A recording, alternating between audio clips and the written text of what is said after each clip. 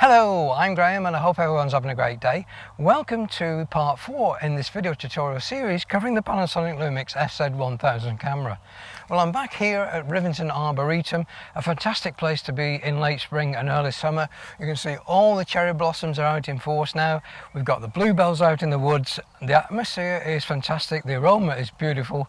Not good if you're a hay fever sufferer, mind you, but otherwise it's a fantastic place to be. Now, in today's video, we're going to be shooting in the manual mode with this camera. Now, if you look at most magazines or photographic books, they tell you you're not a photographer unless you've mastered the manual mode. Well, I totally disagree with that statement, and I'll show you in this video why I disagree with it. The essence of taking a picture requires 3 components, which we call the exposure triangle. So we've got the shutter speed, which governs the amount of time that the light is falling on the sensor. We've got the aperture, which governs the depth of field we've got in our image. And we've got the camera sensitivity to light, which is called the ISO. Now, in most situations, we keep the ISO as low as possible, so we're using the most of the dynamic range of the sensor, and we've got the least noise. So that only leaves us 2 components to deal with when we're taking a photograph.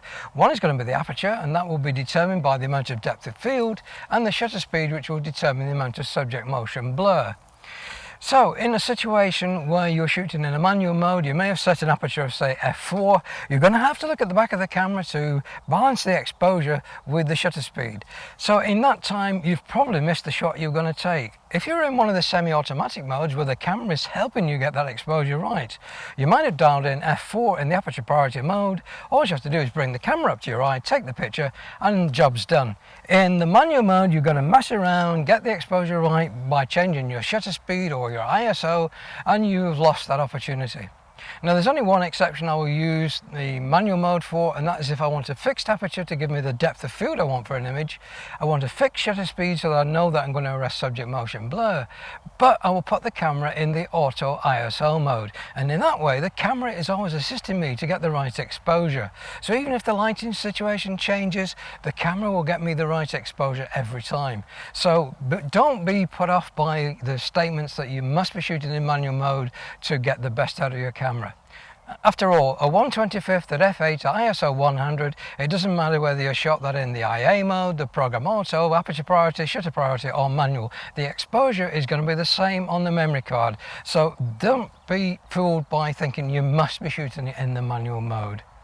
Okay, enough of my rant. Let's just get the camera set up so you can see how we actually take a picture in manual mode, what's involved, and why you can see you're going to lose so many images by shooting in a manual mode, especially in an environment like this. You need to be shooting in one of these semi-automatic modes where the camera is going to help you get the exposure right in the quickest possible time. Okay, I'll set the camera up and let's start rolling. Well, before we start shooting, I'm just going to illustrate one point. We're shooting currently in the aperture priority mode, and you may remember that we turn the top control dial so the A aligns with the white index mark, and we get this indicated on the LCD screen.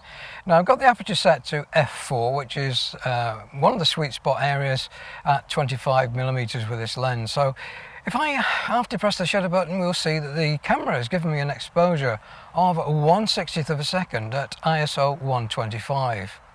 Now, if I go into the manual mode by turning the top mode dial so the M aligns with the index mark,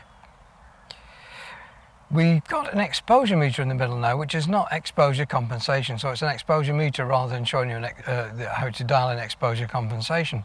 And you can see at the moment it's at the 0 position, and it's giving me the same exposure, a 1/60th at f4 at ISO 125, which is what I was stating in the introduction. So it doesn't matter whether you're shooting manual or semi-automatic, you're going to get the same exposure. Now, to get the exposure right in the manual shooting mode, we use either the aperture, the shutter speed or the ISO to bring the meter into a balanced situation. So notice now I'm in control of the shutter speed because that's highlighted in yellow. So if I turn the dial to the right hand side, I'll make that shutter speed shorter, which means I'm going to be underexposing the image, and the exposure meter is now telling me that I'm going to be underexposed by 1/3 of a stop. Move it up to the next third of an EV increment, you can see now it's come down to give me an exposure showing 2/3 of an EV underexposed. So really that is what you're doing when you're shooting in the manual mode. You're trying to maintain a 0 point on the exposure meter. Now, if you wanted to purposely overexpose or underexpose, such as if you're shooting on a beach scene or snow, where you need to have positive exposure compensation if you're shooting in one of the semi-automatic modes, here in the manual mode, you just put the exposure so that you're going to be 1/3 or 2/3 overexposed. So you don't have exposure compensation per se, you just make sure that you've got that amount by changing your aperture shutter speed or ISO. So the right exposure is when you're just seeing plus and minus with the symbol there on the screen, which tells you your meter is balanced.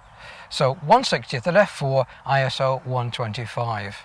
If I wanted a particular shutter speed, and in this case I wanted a 2/50th with my aperture set to f4, then to balance the meter I need to change my ISO setting.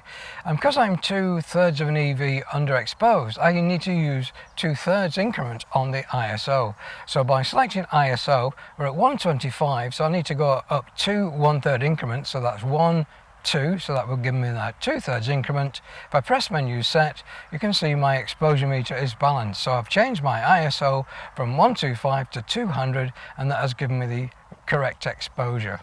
Well, that is basically manual shooting. You set an aperture, you set a shutter speed, you balance the equation by using the ISO, or you set a fixed ISO, you've set a fixed aperture, and you use the shutter speed to balance the equation. Now, you may remember in the introduction I said the only opportunity I see for shooting manual mode when you're out in a field environment is if you've got a fixed aperture set up and a fixed shutter speed. So here I've got the camera set to f4, I've got my shutter speed set to 1/400th, and to balance the equation the lights just change slightly.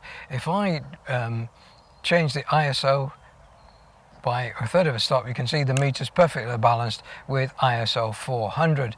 Now, my recommendation is you'll set a fixed aperture, you'll set a fixed shutter speed, and you'll set auto ISO. So if I bring the camera all the way to the left hand side, you'll see auto ISO, press menu set. Now if I have to press the shutter button, we should see ISO 400 appear, and we've got the meter balanced in the middle position. So that is the camera assisting me in getting the right exposure. Now if I tilt the camera down into the shade area, the camera will brighten the scene by using a higher ISO. So you can see the camera has brought the ISO up to 1000, the meter still stayed in the 0 position, so that's the camera giving me some assistance. And again, if I have a little bit of sky in there, the camera has taken up the ISO down to 200, again to maintain that exposure for me. Now, if I wanted to add exposure value compensation, then I would just quickly go into the manual ISO and then dial in whatever I needed to. So if I wanted 2/3 of an EV overexposed, then I just need to go 2/3 of a stop on the ISO, and you'll see that I've got 2/3 of an EV overexposure for that particular shot. So that's manual exposure, nothing difficult there, I'm sure you'll agree. So don't be fooled into thinking that unless you can shoot in the manual mode, you're not an accomplished photographer. The camera's there to assist you in creating images, and I believe that you should be using the strength of the camera, especially as we're moving into computational photography these days. There's a lot more camera assistance given to create images. So why not use the inbuilt marvelous computing system that's in that camera to give you some assistance in creating the images that you really want with this camera. Well, that's it for part 4 of this video tutorial series. In part 5, I'll be looking at the manual focus and the autofocus modes. So if you're a new viewer and not already clicked that subscribe button, please do so now, and the bell notification icon so you'll be advised when I upload new videos in this series. Also check out my photographic blog, you'll find lots more information on the Panasonic Lumix bridge cameras, Micro Four Thirds systems, and the Canon EOS M50 series. So until the next video, again, thanks very much for watching. Please do take care, and I hope to see you all in the next one. Goodbye for now.